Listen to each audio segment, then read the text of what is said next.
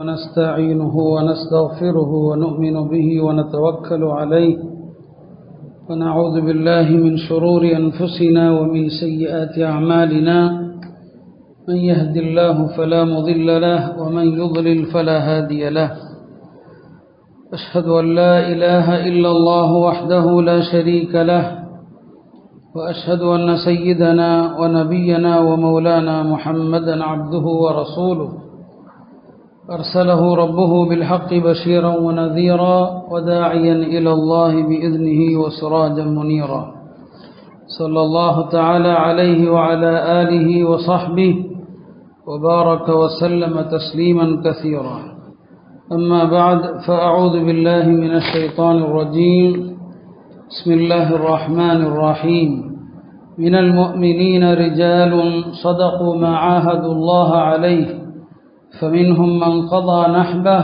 ومنهم من ينتظر وما بدلوا تبديلا ودعا النبي صلى الله عليه وسلم لإسلام سيدنا عمر فقال اللهم أعز الإسلام بأحب الرجلين إليك بعمر بن الخطاب أو بعمر بن هشام فكان أحبهما إلى الله عمر بن الخطاب கண்ணியத்திற்குரிய அல்லாஹ்வின் நல்லடியார்களே,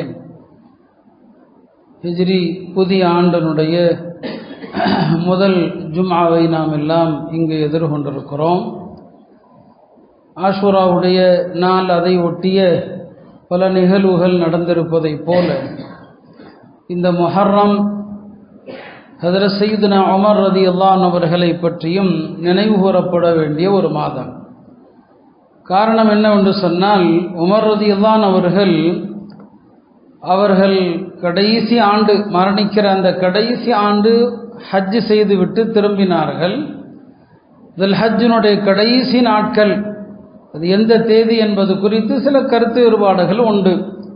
அவர்கள் ஃபஜ்ருடைய தொழுகையிலே அபு லுலுஆ என்பவனால் தாக்கப்பட்டான். துல் ஹஜ்ஜினுடைய ஒரு கடைசி 2-3 நாள் இருக்கும்போது ஹஜ்ரத் உமர் ரலியல்லாஹு அன்ஹு அவர்கள் துல் ஹஜ் கடைசி நாளில் ஷஹீதானார்கள் அல்லது முஹர்ரம் முதல் தேதி ஷஹீதாக்கப்பட்டான்.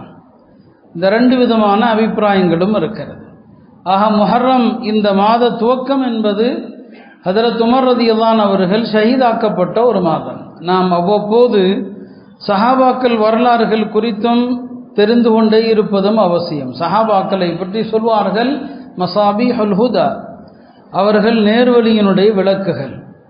அவர்களுடைய சரித்திரம் நமக்கு பல்வேறு விதமான பாடங்களை பற்றி கற்றுத்தருகிறது. அந்த வகையிலே தான் ஹஜ்ரத் உமர் ரலியல்லாஹு அன்ஹு அவர்கள் குறித்த சில தகவல்களை சொல்ல விரும்புகிறோம். ஹஜ்ரத் உமர் ரலியல்லாஹு அன்ஹு அவர்கள் நபித்துவத்திற்கு 30 ஆண்டுகளுக்கு முன்னால் பிறந்தாங்க. அதாவது பெருமானார் ஸல்லல்லாஹு அலைஹி வஸல்லம் அவர்கள் நபியாக ஆக்கப்படுகிற போது ஹஜ்ரத் உமர் அவர்களுக்கு 30 வயது என்பது ஒரு கருத்து. நபியாக ஆக்கப்படுகிற நேரத்தில் பெருமானார் ஸல்லல்லாஹு அலைஹி வஸல்லம் அவர்கள் இஸ்லாமிய ஏகத்துவ பிரச்சாரத்தை தொடங்கிய நேரத்திலே மிக கடுமையாக எதிர்த்தவர்களில் ஒருவராக ஹஜ்ரத் உமர் ரலியல்லாஹு அன்ஹு அவர்களும் இருந்தாங்க. மிக கடுமையாக எதிர்த்தாங்க. உமர் ரலியல்லாஹு அன்ஹு அவர்கள் இஸ்லாத்தை ஏற்பதற்கு முன்பு வரை இஸ்லாத்தை ஏற்ற யாருமே தன்னுடைய இஸ்லாத்தை வெளிப்படுத்த முடியாது. எல்லாமே மறைந்து மறைந்து மறைந்து அமைதியாகத்தான் செஞ்சுட்டு இருப்பாங்க. ஒரு வீட்டில் தான் நபி ஸல்லல்லாஹு அலைஹி வஸல்லம் அவர்கள் ஹஜ்ரத் அர்கம் ரலியல்லாஹு அன்ஹுடைய வீட்டில் தான் தமக்கு அருளப்படுகிற குர்ஆனுடைய வசனங்களை ரகசியமாக தான் சொல்லிக் கொடுப்பாங்க.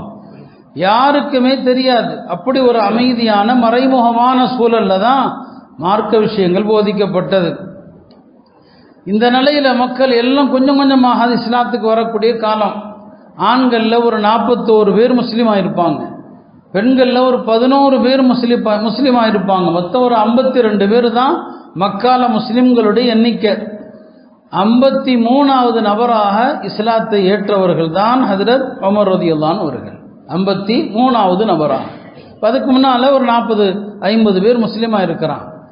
ஹஜ்ரத் உமர் ரலியல்லாஹு அன்ஹு அவர்கள் இஸ்லாத்தை ஏற்பதற்கான காரணம் என்ன? மனிதனுடைய உள்ளத்தில் எப்போதாவது நேர்வழியை பற்றிய ஒரு தேட்டம் வந்துருச்சுன்னு சொன்னால் அல்லாஹ் ஹிதாயத்தை கொடுப்பான். மனிதனுடைய உள்ளத்தில் கொஞ்சம் வரணும். அல்லாஹ் எப்போதுமே அதைத்தான் பார்ப்பான். நீ ஒரு 8 எடுத்து வச்சா நான் 10 8 எடுத்து வைக்கிறேன். நீ நடந்து வந்தால் நான் ஓடி வர்றேன். இது அல்லாஹ்வுடைய நியதி. யாருடைய உள்ளத்தில் ஹிதாயத்தினுடைய ஒரு சின்ன தேட்டம் இருக்குதோ அவங்களுக்கு அல்லாஹ் ஹிதாயத்தை கொடுத்துருவான். நாம் வாழுகிற காலத்திலையும் பார்க்குறோம் இல்லையா, இவ்வளவு குஃபரும் ஷிருக்கும் நிறைந்த இந்த நாட்டிலும் கூட திடீரென்று எத்தனையோ மக்கள் முஸ்லீம் ஆகிறாங்க. நேர்வழி குறித்த தேட்டம் இருந்தால் அல்லாஹ் ஹிதாயத்தை கொடுத்துருவான். பெரிய பெரிய சாமியார்களுக்கு செயலாளராக இருந்தவர்கள் எல்லாம் இஸ்லாத்தை ஏற்ற வரலாறு இருக்குது. நமக்கு பெயர்கள் தேவையில்லை, அவங்கெல்லாம் முஸ்லீம் ஆகி தாம் இஸ்லாத்தை ஏற்ற தங்களுடைய சுய வரலாறை எழுதியிருக்கிறாங்க. என்ன அவ்வளோ பெரிய ஷிருக்குடைய குஃபருடைய தலைவர்கள், அவங்க கூடவே உட்கார்ந்து அவங்களுக்கு அல்லாஹ் ஹிதாயத்தை கொடுத்துறான். ஹஜ்ரத் உமர் ரலியல்லாஹு அன்ஹுடைய உள்ளத்திலேயும் வெளிப்படையில் இஸ்லாத்தின் மீதான ஒரு வெறுப்பும் ரசூல் ஸல்லல்லாஹு அலைஹி வஸல்லம் அவர்கள் மீதான ஒரு கோபமும் இருந்தாலும் கூட அவங்க உள்ளத்தில் ஒரு தேட்டம் இருக்க தான் செய்யுது. நான் பல முறை சொல்லியிருக்கிறோம், நபி ஸல்லல்லாஹு அலைஹி வஸல்லம் அவர்கள் காபாவில் அவங்க மட்டும்தான் தனியாக வந்து தொழுவாங்க, வேற யாராலையும் முடியாது. ஏன்னா அவங்கள அல்லாஹ் நேரடியாக பாதுகாக்கிறான். ரசூல் ஸல்லல்லாஹு அலைஹி வஸல்லம் அவர்கள் காபாவில் வந்து சூரத்துல் ஹாக்கா ஓதுவாங்க. உமர் ரலியல்லாஹு அவர்கள் இரவு நேரத்தில் அங்கே படுத்திருப்பாங்க, மஸ்ஜிதுல் ஹராமுடைய வளாகத்தில் படுத்திருப்பாங்க. படுத்திருக்கும் போது பெருமானார் ஓதுகிற அந்த சத்தத்தை கேட்கிற போது ரசிப்பாங்க. ஆனாலும் தனக்குத்தானே சமாதானம் சொல்லுவாங்க, இல்லை இது ஏதோ ஒரு கவிஞர் சொல்லுகிற வார்த்தைகள் தான். கவிஞர்களுடைய கவிதையில் அழகு இருக்கும், கவிதையில் இனிமை இருக்கும், கவிதை எப்போதுமே தன் பக்கம் எல்லாரையும் இழுக்கும். இது ஒரு கவிதை தான் அப்படின்னு சொல்லி உமர் மனசில் நினைக்கிறாங்க. அவர் வாய் விட்டு சொல்லலை, மனசில் நினைக்கிறாங்க. ஜிப்ரீல் அலைஹிஸ்ஸலாம் பெருமானாருக்கு இந்த வசனத்தை ஓத சொல்கிறாங்க. வமா ஹுவ பிகௌலி ஷாயிர், இது ஒரு கவிஞனின் வார்த்தை அல்ல. அவருக்கு ஆச்சரியமாக இருக்குது, என்னடா இப்போ தான் மனசில் நினைக்கிறோம், அதுக்குள்ளே அதை ஓதுறாரு. இவர் ஒரு சூனியக்காரராக இருப்பாரோ, சூனியக்காரருக்கு எல்லாம் தெரியும், இப்போ மயக்கக்கூடிய வித்தகனாக இருப்பாரோன்னு நினைக்கிறாங்க. வஹி வருது, வமா ஹுவ பிகௌலி காஹின், இது ஒரு சூனியத்தின் வார்த்தையும் அல்ல. இப்போ அப்போவே அவரால் ஒரு கணிக்க முடியல, என்ன இது நம்ம நினைக்கிறோம் அங்கே ஓதப்படுதுன்னு சொல்லி ஒரு தேட்டம் உள்ளுக்குள்ள அவர்களுக்கு இருக்க தான் செய்யுது. இந்த நிலையில தான் நபி ஸல்லல்லாஹு அலைஹி வஸல்லம் அவர்கள் ஒரு சந்தர்ப்பத்தில் 2 பேரில் மக்காவுடைய இருவரும் வலிமையான தலைவர்கள், இந்த 2 பேரில் யாராவது ஒருத்தர் முஸ்லீம் ஆயிட்டா நம்முடைய பிரச்சாரம் கொஞ்சம் லேசாகும், நம்ம ஏற்கக்கூடிய மக்கள் சந்திக்கிற கஷ்டங்கள் குறையும். இந்த 2 பேரில் ஒரு ஆள் இஸ்லாத்துக்கு வரணும். இப்படிதான் 2 பேருமே குறைஷி தலைவர்கள். ஒருவர் அம்ரு இப்னு ஹிஷாம், அவரை தான் நாம அபூ ஜஹலுங்கிறோம். அபூ ஜஹலுடைய பெயர் அம்ரு இப்னு ஹிஷாம். இன்னொருவர் சையதுனா உமர் ரலியல்லாஹு அவர்கள். ஹஜ்ரத் உமருடைய 8வது பாட்டனார் அதி இப்னு கஅப், அவரோடு பெருமானாருடைய 8வது பாட்டனாரும் அதி தான். அங்கே தான் போய் 2 பேருடைய பாரம்பரியமும் இணையுது. ஒரு நாள் நபி ஸல்லல்லாஹு அலைஹி வஸல்லம் அவர்கள் அல்லாஹ்ட்ட மனமுருகி துஆ செய்கிறாங்க, அல்லாஹும்ம அஇஸ்ஸல் இஸ்லாம் பி அஹப்பிர் ரஜுலைனி இலை பி உமர் இப்னுல் கத்தாப் வ பி அம்ர் இப்னு ஹிஷாம். அல்லாஹ் இந்த இருவரில் உனக்கு யார் பிரியமானவர்களோ அவர்களை கொண்டு இஸ்லாத்தை பலப்படுத்து, ஒன்று உமர் அல்லது அம்ர் இப்னு ஹிஷாம். அல்லாஹ் அந்த துஆவை உடனே கபூல் செஞ்சுட்டான். ஹஜ்ரத் உமர் தான் அல்லாஹ்வுக்கு பிரியமானவராக இருந்திருக்கிறாங்க. அபூ ஜஹலுக்கு இஸ்லாம் ஹிதாயத்து நசீபில் இல்லை. இந்த துவா கபூல் ஆயிடுச்சு அல்லாஹ்வுடைய சன்னிதானத்தில். இந்த துவாவுக்கு பிறகுதான் 53வது நபராக ஹஜ்ரத் உமர் ரலியல்லாஹு அன்ஹு அவர்கள் இஸ்லாத்தை ஏற்பதற்காக அர்கம் ரலியல்லாஹு அன்ஹு வீட்டுக்கு வர்றாங்க. நபி ஸல்லல்லாஹு அலைஹி வஸல்லம் அவர்கள் அவர் இஸ்லாத்தை ஏற்று வரக்கூடிய நேரத்தில் அவருடைய மார்புல 3 தடவை அடிப்பாங்க. ஹஜ்ரத் உமருடைய மார்புல அடிப்பாங்க, அல்லாஹும்ம அஹ்ரிஜ் மா ஃபீ ஸத்ரிஹி மின் கில் வ அப்தில்ஹு ஈமானா. யா அல்லாஹ், இவருடைய உள்ளத்தில் இருக்கிற எல்லா விதமான வெறுப்பு கோபதாபங்கள் அத்தனையும் நீக்கிவிட்டு அதையெல்லாம் ஈமானாக மாற்றிவிடு என்று துவா செஞ்சான். ரசூல் ஸல்லல்லாஹு அலைஹி வஸல்லம் அந்த துவா தான் எப்போ ஹஜ்ரத் உமர் இஸ்லாத்துக்கு வந்தாங்களோ, ஹஜ்ரத் இப்னு மசூத் சொல்லுவாங்க, மா அபதனல்லாஹ ஜஹரன் ஹத்தா அஸ்லம உமர், நாங்கள் அல்லாஹ்வை வெளிப்படையாக வணங்க முடியாதவர்களாக இருந்தோம் ஹஜ்ரத் உமர் முஸ்லீம் ஆகிற வரைக்கும். உமர் தான் முஸ்லீமான பிறகு நாங்கள் எல்லாருமே காபால போய் தொழுவோம். அதான் சொன்னாங்க, கான இஸ்லாமுஹு ஃபத்ஹன், ஹஜ்ரத் உமர் ரலியல்லாஹு அன்ஹு அவர்கள் இஸ்லாத்தை ஏற்றது எல்லா முஸ்லிம்களுக்கும் ஒரு மகத்தான வெற்றியாக இருந்தது. வஹிஜ்ரத்துஹு நஸ்ரன், அவர்கள் ஹிஜ்ர் செஞ்சு மதீனா வந்தாங்களே அது எல்லாருக்கும் உதவியாக இருந்தது. வ இமாரத்துஹு ரஹ்மத்தன், அவங்களுடைய ஆட்சி அதிகாரம் முழு மனித குலத்திற்கும் அருளாக இருந்ததுன்னு சொல்லுவாங்க. இப்போ இப்படி ஹஜ்ரத் உமர் ரலியல்லாஹு அன்ஹு அவர்கள் ஆரம்பத்திலேயே மக்கால இஸ்லாத்துக்கு வர்றாங்க. அவர்கள் இஸ்லாத்துக்கு வந்த பிறகு எவ்வளோ பெரிய ஒரு நல்ல சிறந்த முஸ்லீமாக மாறிட்டாங்கன்னு சொன்னால், பெருமானாருக்கும் அவர்களுக்குமான தொடர்பு எப்படி ஆயிடுச்சு. ஹஜ்ரத் உமர் ரலியல்லாஹு அன்ஹு அவர்கள் ஷஹீதாக்கப்பட்டு இறந்துட்டாங்க. அவங்கள எல்லாரும் தீதார் பார்க்க வருவாங்களா இல்லையா? வரும்போது ஒவ்வொருத்தரும் ஒவ்வொன்று சொல்லுவாங்க. அப்போ ஹஜ்ரத் அலி ரலியல்லாஹு அன்ஹு அவர்களும் வருவாங்க. ஹஜ்ரத் உமருடைய இந்த முகத்தை பார்த்து சொல்லுவாங்க, பெருமானார் ஸல்லல்லாஹு அலைஹி வஸல்லம் அவர்கள் எப்போது எதை சொல்ல வந்தாலும் என்ன சொல்லுவாங்கன்னா, நானும் அபூபக்கர் உமரும் சென்றோம்னு சொல்லுவாங்க. நானும் அபூபக்கரும் உமரும் இவ்வாறு பேசிக்கொண்டோம்னு சொல்லுவாங்க. எந்த இடத்துலையும் பெருமானாரோடு இந்த ரெண்டு பேரும் இருப்பாங்க. ஒன்று சையதுனா அபூபக்கர், இன்னொன்று உமர்.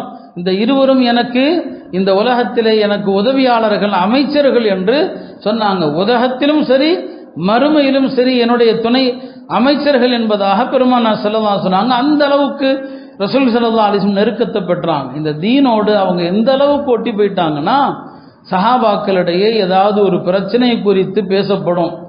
ஒரு பிரச்சனையை குறித்து பேசுவாங்க, என்ன செய்யலாம், ஆளாளுக்கு ஒரு கருத்து சொல்லுவாங்க.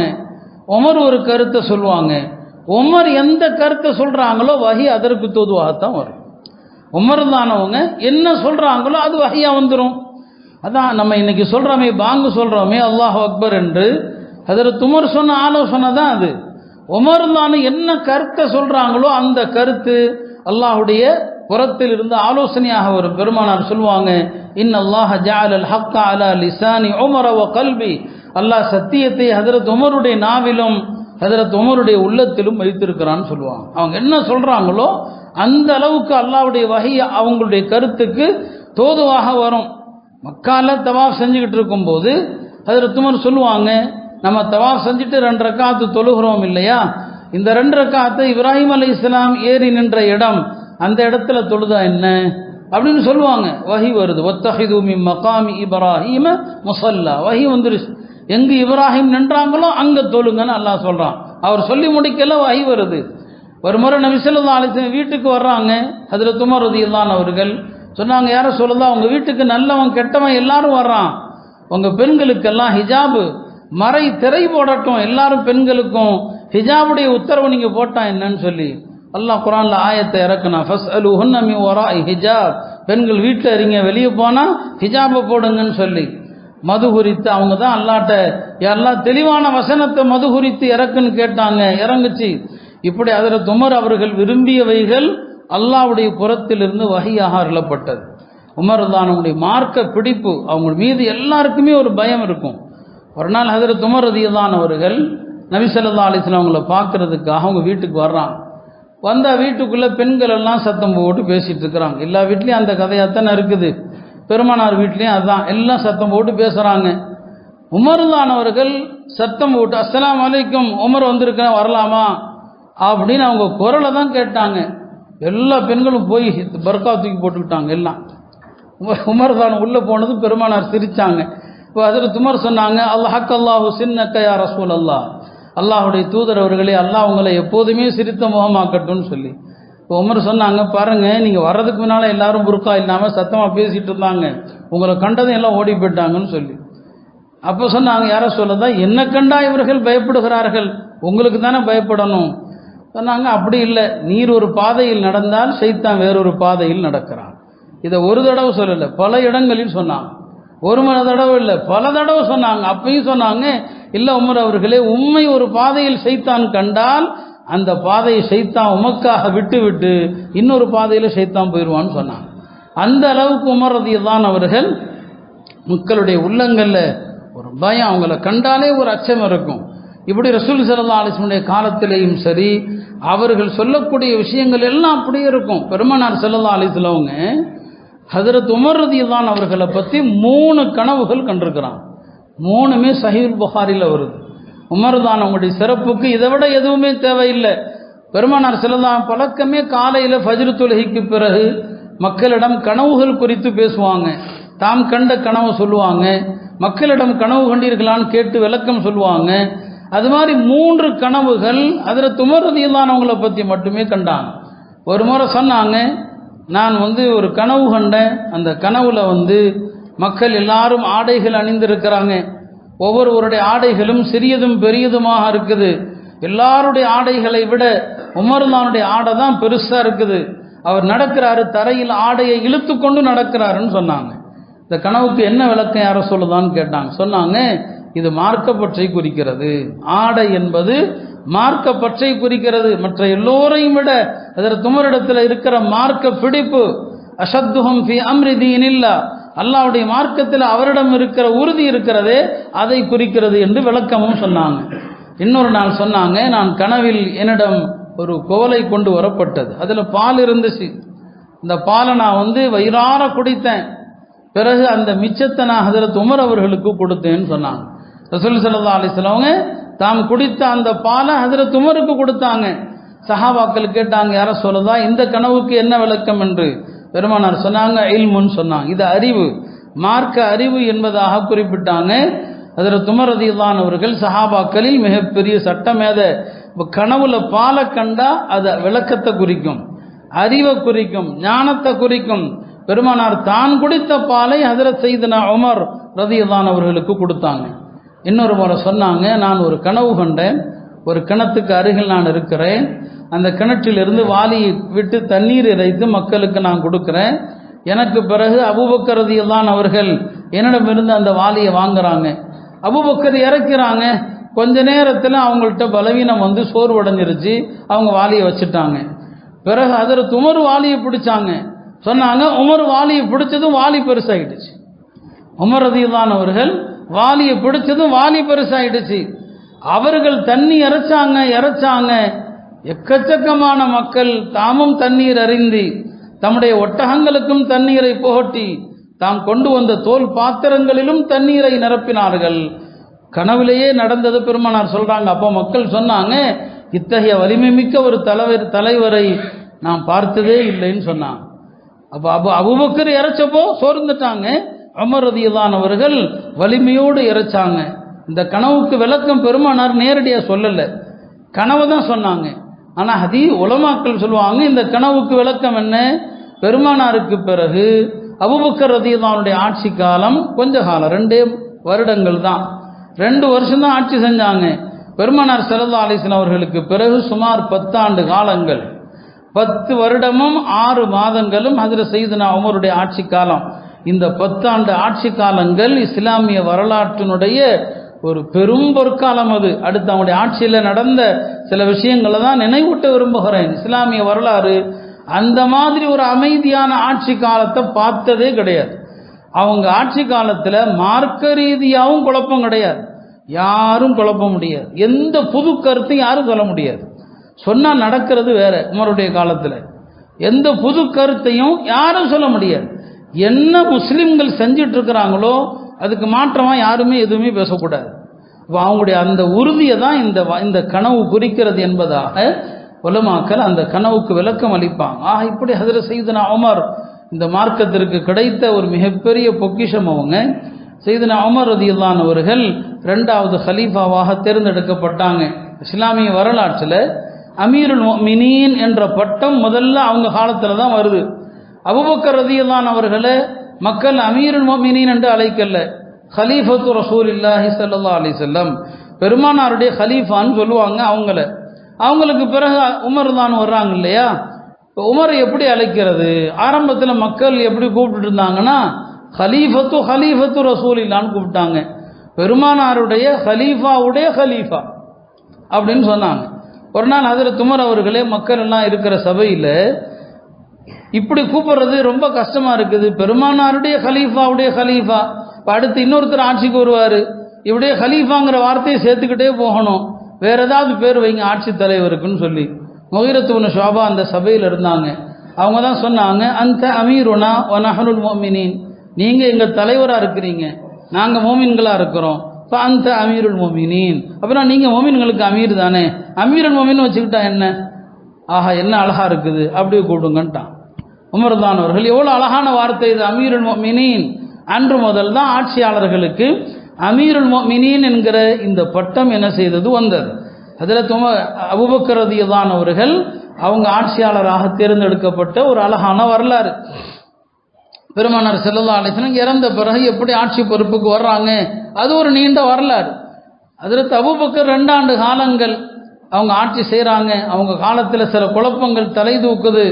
அந்த குழப்பங்களை எல்லாம் இரும்பு கரம் கொண்டு ஒடுக்குறாங்க. ஹஜ்ரத் அபூபக்கர் ரலியல்லாஹு அன்ஹு அவர்கள் தம்முடைய 2 ஆண்டு காலங்களில் என்னதான் அழகான ஆட்சி செஞ்சாங்க, சிறப்பான ஆட்சி செஞ்சாங்க, ஆனால் பெருமானார் மீதுள்ள கவலை அவங்களுக்கு இருந்துக்கிட்டே இருந்துச்சு. பெருமானார் மீதுள்ள அன்பு இருந்துக்கிட்டே இருந்துச்சு. ஏன்னா அவங்க 2 பேருக்கும் மத்தியில் உள்ள உறவு என்பது சாதாரண வார்த்தைகளால் வர்ணிக்கவே முடியாது. இரவுல ஹஜ்ரத் அபூபக்கர் தூங்கவே மாட்டாங்க. கலீஃபாவான பிறகு பெருமானாரை பிரிந்த கவலை அவங்கள்ட்ட இருந்துக்கிட்டே இருந்துச்சு. அந்த கவலையில தான் அவங்க மூத்தானாங்கன்னு இமாம் ஸஹாபி சொல்றாங்க. பெருமானார் மீதுள்ள கவலையில தான் மூத்தானாங்க. தன்னுடைய நேசரை எப்போ பார்ப்போங்கிற கவலை தான்.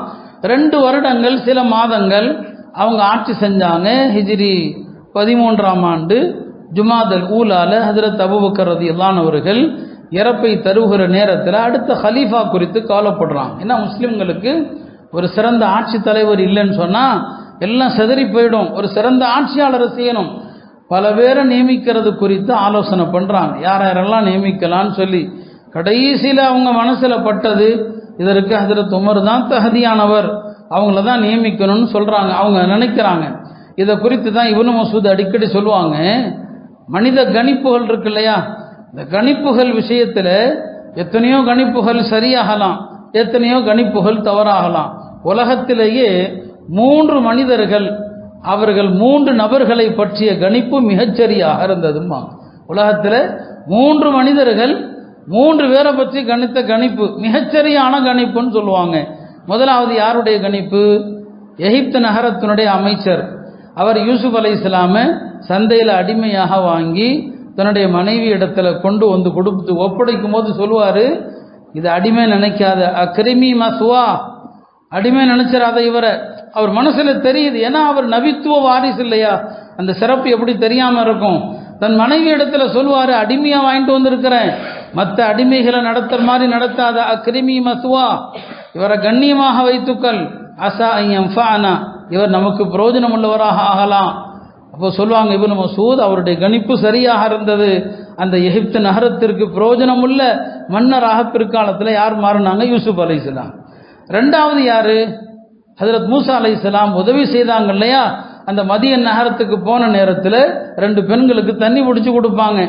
அந்த தண்ணி பிடிச்சி எந்த பெண்களுக்கு கொடுத்தாங்களோ அதில் ஒரு பெண்மணி தன்னுடைய தந்தை இடத்துல சொல்லுவாங்க, ஏதோ எங்களுக்கு தண்ணி பிடிச்சி கொடுத்தார் இல்லையா, அவரை நீங்கள் வேலைக்கு வச்சுக்குங்க. ஏன்னா நாங்கள் பார்த்தவர்களில் அவரை போன்று வலிமையானவரையும் பார்க்கவில்லை, அவரை போன்ற நேர்மையானவரையும் பார்க்கவில்லை. அல் கவியுல் அமீன். இது அந்த பெண்மணி யாரை பற்றி சொல்கிறாங்க? மூசா அலைஹிஸ்ஸலாம் பற்றி. இப்னு மஸ்ஊத் சொல்லுவாங்க, அந்த பெண்ணுடைய கணிப்பு கரெக்டாக இருந்துச்சு. 3வது ஹஜ்ரத் அபூபக்கரை பற்றி சொல்லுவாங்க. அபூபக்கர் ரலியல்லாஹு அன்ஹு அவர்கள் தான் இறக்கும்போது அடுத்த ஹலீஃபாவாக ஆவதற்கு ஹஜ்ரத் சையதுனா உமர் தான் தகுதி என்று நியமித்தாங்க. அந்த நியமனம் முழுக்க முழுக்க சரியாக இருந்தது. உமரை விட அபூபக்கருக்கு பிறகு அந்த இடத்தை நிரப்ப யாருமே கிடையாது. ஹஜ்ரத் இப்னு மஸ்ஊத் ரலியல்லாஹு அன்ஹு அவங்க அடிக்கடி சொல்லுவாங்க, இதா துக்கிர உமர் துக்கிரல் அத்ல், உமர் ரலியல்லாஹு அன்ஹு அவர்கள் நினைவு கூறப்பட்டா கூடவே நீங்கள் அதில் நேர்மையை பற்றி நீங்கள் நினைவு கூறணும்னு சொல்லி. உமர்லானுடைய ஆட்சி என்பது உலக வரலாற்றில் இனி யாரும் அப்படி ஒரு ஆட்சியை தரவே முடியாது. அந்த மாதிரி ஒரு ஆட்சி இந்த உலகத்தில் அவங்க கொடுத்தாங்க. இன்னைக்கு சிறிய பதவியோ பெரிய பதவியோ எந்த பதவிக்கு வந்தாலும் தன்னுடைய குடும்பத்தை முன்னுரிமை கொடுக்குறான். அதானே இன்றைய அரசியல். தன்னுடைய குடும்பம் தான். தன்னுடைய குடும்பத்தில் அரசாங்கத்தின் வாட கூட இருக்கக்கூடாதுன்னு நினச்ச ஒரே மன்னர் அவங்க தான், ஹஜ்ரத் சையதுனா உமர் தான். ஒரு நாள் மதீனால எங்கேயோ போயிட்டு இருக்கிறாங்க, ஒரு ஒட்டகம் பார்க்குறாங்க, நல்ல கொளுத்த ஒட்டகம். யாருடைய ஒட்டகம்னு கேட்டாங்க. உங்கள் மகன் அப்துல்லாஹ் இப்னு உமருடைய ஒட்டகம்னு சொல்லி. என் மகனா கூப்பிட்டாங்க. என்னப்பா இவ்வளவு கொளுத்த ஒட்டகம் உனக்கு ஏது? அவர் விளக்கம்லாம் சொல்கிறார். என் காசு கொடுத்து தான் நான் வாங்கினேன், நான் மேய வச்சு கொளுக்க வச்சுருக்கிறேன், விற்றா நல்ல காசு வரும்னு சொல்லி. என்ன சொல்கிறாங்க பாருங்கள் ஹஜ்ரத் உமர், உன் காசில் தான் வாங்கினேன், ஆனால் நீ எந்த இடத்துல மேய விட்டாயோ அந்த இடத்துல அந்த ஒட்டகம் மேயிறதை பார்த்த மக்கள் என்ன பேசியிருப்பாங்க? இப்போ ஹலீஃபாவுடைய மகனுடைய ஒட்டகம், நல்லா தீனி போடுங்கப்பா என்று எல்லாரும் நல்லா தீனி போட்டிருப்பாங்க. இன்னொரு கூட்டம் ஹலீஃபாவுடைய மகனப்பா, அவருடைய ஒட்டகத்துக்கு நல்ல தண்ணி ஓட்டுங்க என்று என் பேரை சொல்லி எல்லாரும் என்ன பண்ணியிருப்பாங்க, இந்த ஒட்டகத்துக்கு நல்ல தீனியும் நல்ல தண்ணியும் கொடுத்துருப்பாங்க. அது கூட உனக்கு ஹலால் கிடையாது. அதனால இந்த ஒட்டகத்தை விற்று நீ போட்ட முதல் என்னவோ அதை நீ வச்சுக்க, அதிகமான காசு எவ்வளோ வந்துச்சோ அதை பைத்துல் மாலில் சேர்த்துரு. இதுதான் செய்தனா உமருடைய வாழ்க்கை.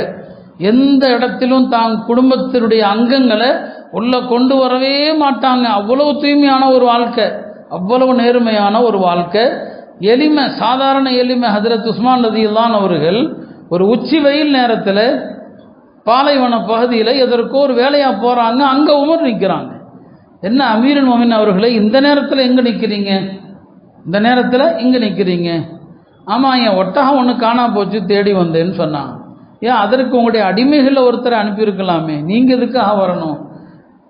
அப்போ சொன்னாங்க, அல்லாஹ்வுடைய அடிமைகளில் இந்த உமரோட பெரிய அடிமை யாருமே கிடையாது, நான் தான் பெரிய அடிமைனா நான் தான் தேடி வரணும்னு சொன்னாங்க. ஹஜ்ரத் உஸ்மான் ரலியல்லாஹு அவர்கள் அழுது கொண்டே சொன்னாங்க, இப்படி நீங்கள் ஆட்சி நடத்தினா பின்னால் வரக்கூடியவர்களை நீங்கள் ரொம்பவே கஷ்டப்படுத்திட்டீங்கன்னு சொன்னாங்க. ஏன்னா இப்படி ஒரு ஆட்சியை அடுத்து வரக்கூடிய யாராவது இருக்க முடியுமான்னு தெரியல. உங்களுக்கு பின்னால் வரக்கூடியவர்களுக்கு நீங்கள் பெரிய சிரமத்தை அல்லவா தருகிறீர்கள் என்று சொன்னாங்க. இந்த அளவுக்கு தம்முடைய ஒவ்வொரு செயலிலும் அவர்கள் நேர்மையை தான் நிலைநாட்டுவாங்க. தன்னுடைய மோதிரத்தில் அவர்கள் எழுதி வைத்திருந்த வார்த்தை என்னன்னு சொன்னா, கஃபா பில் மௌத்தி வாஇதன், ஒரு மனிதனுக்கு அறிவுரை செய்வதற்கு மரணமே போதும், மரணத்தை எண்ணுவது, மரணத்தை சிந்திப்பது அது போதும்னு சொன்னான். இந்த உம்மத்தில் இல்ஹாம், அதாவது அல்லாஹ்வுடைய புறத்தில் இருந்து சில நல்ல எண்ணங்கள் உதிக்க செய்யப்படுகிற நபர்கள் பெருமானார் சொல்லுவாங்க, ஒவ்வொரு உம்மத்திலும் இருந்தாங்க. அவங்களுக்கு பேர் முஹத்தஸ். என்னுடைய உம்மத்தில் அப்படி ஒருத்தர் இருக்கிறாருன்னா அது ஹஜ்ரத் உமர் தான் சொல்லுவாங்க. உமர் தானுடைய என்ன அவங்க மனசில் என்ன உதிக்குதோ அது எல்லாமே சரியாகத்தான் இருக்கும். ஹஜ்ரத் உமருடைய காலத்தில் தான் ஒரு இஸ்லாமிய அரசுக்கான நிர்வாக அமைப்புகள் எல்லாமே வந்தது. மார்க்க ரீதியாகவும் சரி, எல்லா விஷயத்திலுமே உமர் ரலியல்லாஹு அவர்கள் கொண்டு வந்தாங்க பல அழகான நடைமுறைகள். ரமதானில் நாம் ஜமாத்தா தொழுகிறோம், தராவீஹுடைய தொழுகை ஹஜ்ரத் உமர் ரலியல்லாஹு அவங்க தான் கொண்டு வந்தாங்க. உமர் ரலியல்லாஹுடைய காலத்தில் தான் 20 ரக்காத்துகள் என்று முடிவு செய்யப்பட்டு நடைமுறைக்கு வந்தது. 14 நூற்றாண்டுகளாக இந்த உம்மத்தில் 20 ரக்காத்து தான் தொழுதுட்டு வந்தாங்க. அது பற்றி ஒரு தனி கிதாபே இருக்குது. மஸ்ஜிதுல் ஹராமில், மஸ்ஜிதுல் நபவியில் செய்தனா உமருடைய காலத்திலிருந்து யார் யார் தொழு வச்சாங்க, எத்தனை ரக்காத் தொழு வைக்கப்பட்டது, 20 ரக்காத்து தான்.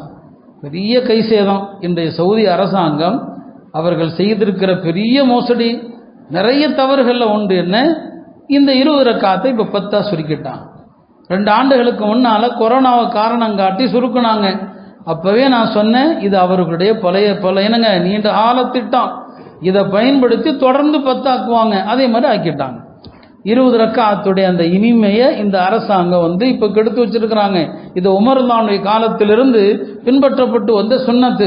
அப்போ பல விஷயங்கள் ஹஜ்ரத் உமர் ரலியல்லாஹு அவர்களுடைய நடைமுறையாக இருந்தது. ஹஜ்ரத் உமர் அவர்கள் மார்க்கத்தில் எவ்வளோ உறுதியாக இருப்பாங்கன்னு சொன்னால், பெருமானாருடைய ஹதீஸுகள் இருக்கு இல்லையா, நம்ம கால ரசூலுல்லான்னு சொல்கிறோம். பெருமானார் சொன்னாங்க, பெருமானார் செஞ்சாங்க. பெருமானாருடைய ஹதீஸுகள் எந்த ஒன்றையுமே ஹஜ்ரத் உமருடைய காலத்தில் யாரும் லேசாக சொல்லிட முடியாது.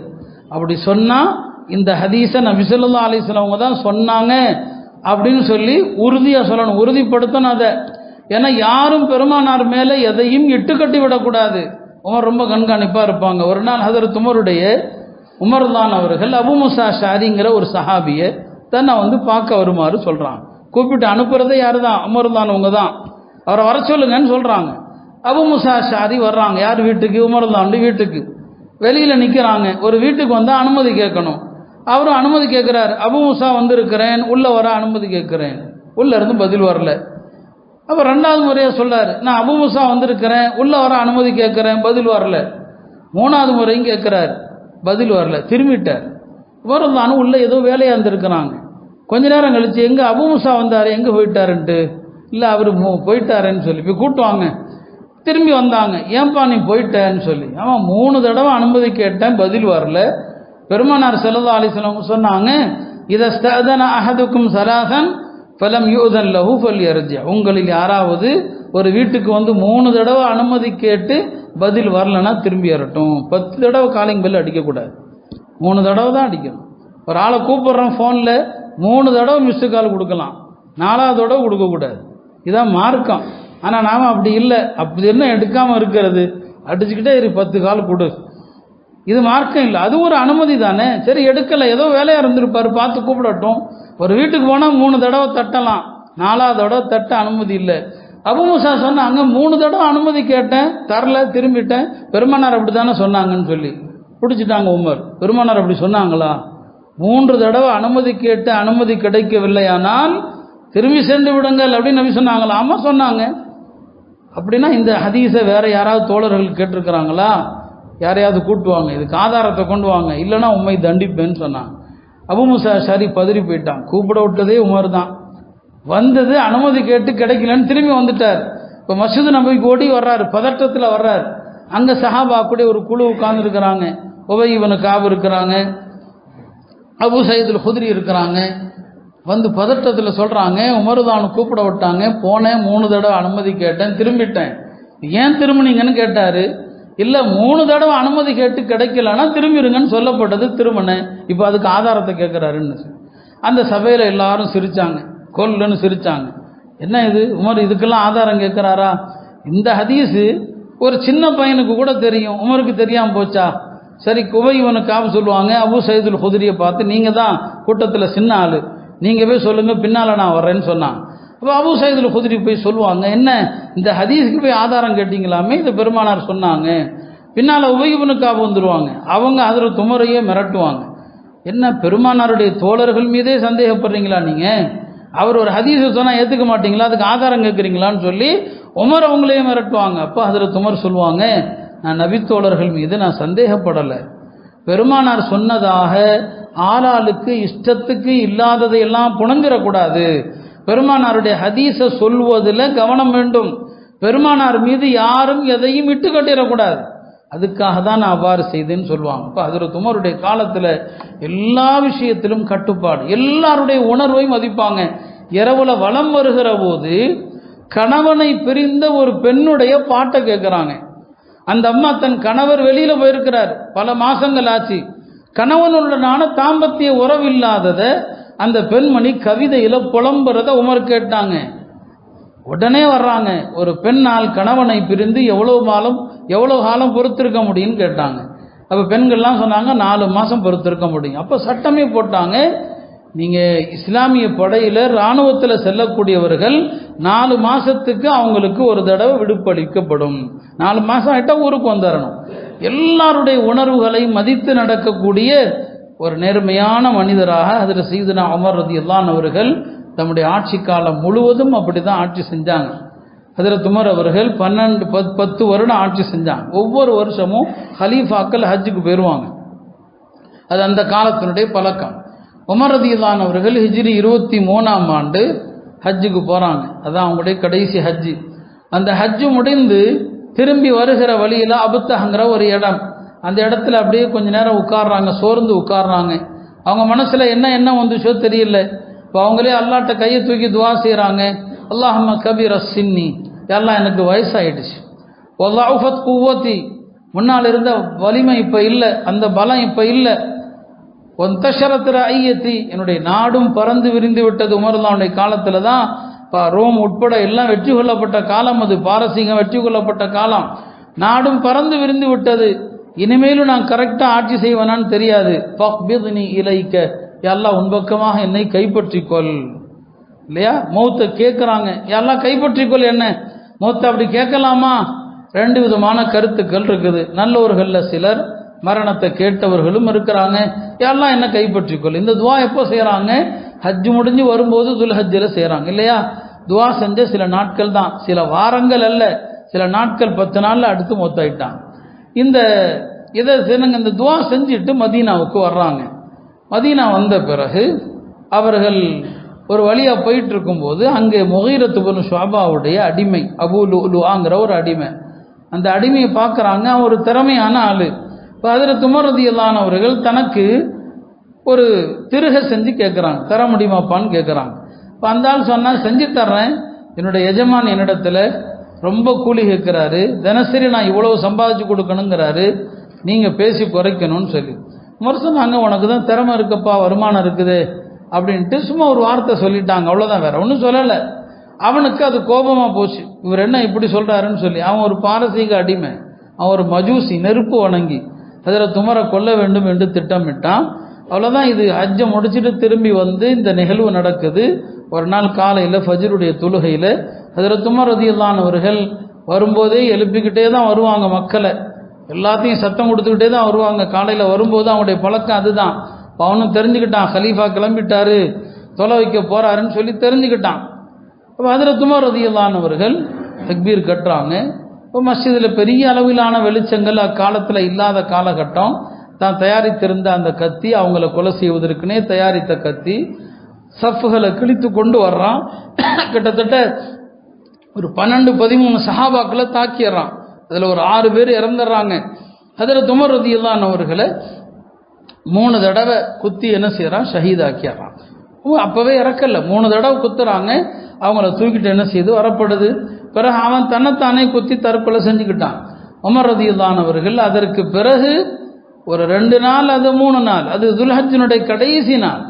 அதனால தான் துல்ஹஜ் கடைசியில் இறந்தாங்களா அல்லது முஹர்ரம் முதல் தேதி இறந்தாங்களா, ஷஹீதானாங்களா என்பதில் 2 விதமான கருத்துக்களும் இருக்குது. இப்போ அதில் சையதுனா உமர் ரலியல்லாஹு அன்ஹு அவர்கள் ரத்த வெள்ளத்தில் மிதக்கிறாங்க.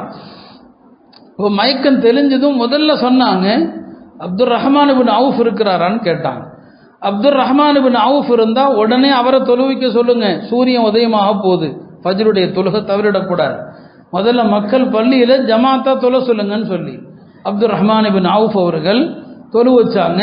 இப்போ ஃபஜ்ரு தொழுகை பொதுவாக சஹாபாக்கள் காலத்தில் நீளமாக தொழு வைப்பாங்க, அதான் பழக்கம். ஆனால் இப்போ டைம் முடிஞ்சிடும், எல்லா நேரத்திலும் ஒரே மாதிரி இருக்கக்கூடாது. ஆக சின்ன சூறா இன்னா அத்தீனாக்கல் கௌசர் இதா ஜா நஸ்ருல்லாஹ், இந்த 2 சூறா ஓதி அப்துல் ரஹ்மான் இப்னு அவுஃப் ரலியல்லாஹு அன்ஹு அவர்கள் தொழு வச்சு முடிச்சுட்டாங்க. ஏன்னா ஹஜ்ரத் உமர் ரலியல்லாஹு அன்ஹு அவர்கள் அப்துல் ரஹ்மான் இப்னு அவுஃப் அவர்கள் மீது ரொம்ப அதீத மரியாதை வச்சிருப்பாங்க, ரொம்ப அவங்க மேலே பிரியம் வச்சிருப்பாங்க. அதனால தான் அடுத்த ஆட்சியாளரை தேர்ந்தெடுக்கக்கூடிய ஒரு ஆலோசனை குழுவை நியமிச்சாங்க இல்லையா, அதில் இப்னு அவுஃப் தலைமையில் தான் போட்டாங்க. இப்போ அவங்கள தொழு வைக்க சொன்னாங்க. உமர் ரலியல்லாஹு அன்ஹு அவர்கள் அந்த நோயில், அந்த குத்தப்பட்ட அந்த இந்த விபத்தில் அவங்க ஷஹீதானாங்க. கவனிக்க வேண்டிய விஷயம் என்னன்னா, உமர் ரலியல்லாஹு அன்ஹு அவர்கள் இந்த சம்பவம் நடக்கிறதுக்கு முன்னால் அவங்க ஹஜ்ஜை முடிச்சுட்டு வந்து மக்கள்கிட்ட ஒரு ஹுத்பா செய்கிறாங்க.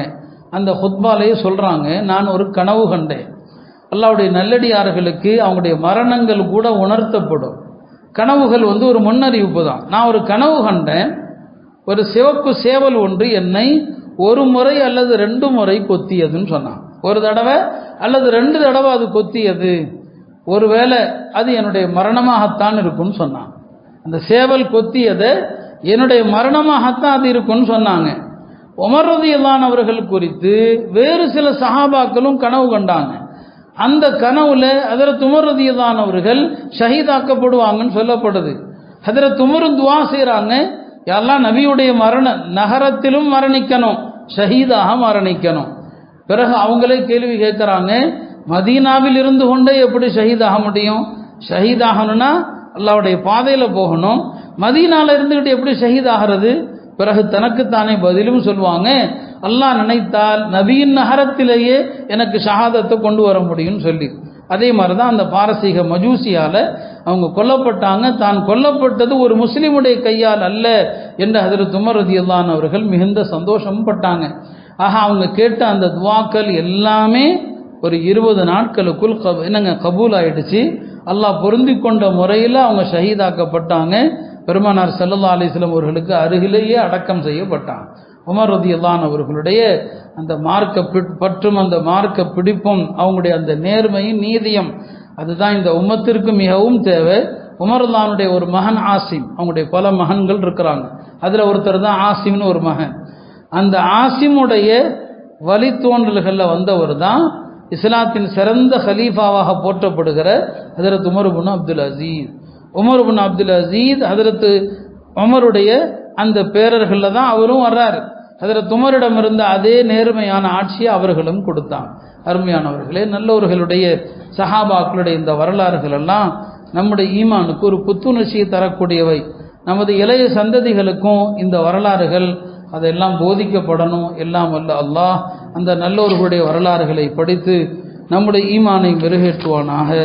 நம்மையும் அந்த நல்லோர்களுடைய கூட்டத்திலே சேர்த்தல்வானாக. நமது நாட்டை சூழ்ந்திருக்கிற ஆபத்திலிருந்து இந்த நாட்டை பாதுகாப்பானாக. முஸ்லிம்களுக்கு எதிரான எல்லா சூழ்ச்சிகளை விட்டும் அல்லாஹ் நம்மையும் இந்த தீனையும் பாதுகாப்பானாக. வஆகிரு தஅவானா அல்ஹம்துலில்லாஹி ரப்பில் ஆலமீன்.